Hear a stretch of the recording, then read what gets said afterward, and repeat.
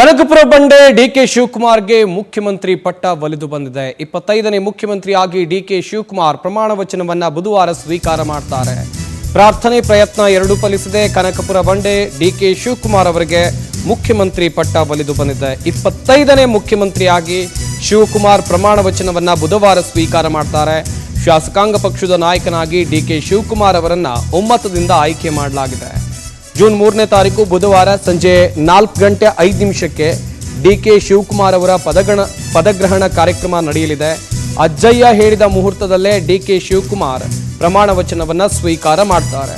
ನೂತನ ಸಿಎಂ ಪ್ರಮಾಣ ವಚನಕ್ಕೆ ರಾಜ್ಯಪಾಲರು ಗ್ರೀನ್ ಸಿಗ್ನಲ್ ಕೊಟ್ಟಿದ್ದಾರೆ. ಡಿಕೆ ಶಿವಕುಮಾರ್ಗೆ ಪ್ರಮಾಣ ವಚನವನ್ನ ರಾಜ್ಯಪಾಲ ಥಾವರ್ ಚಂದ್ ಗೆಹ್ಲೋಟ್ ಬೋಧಿಸಲಿದ್ದಾರೆ.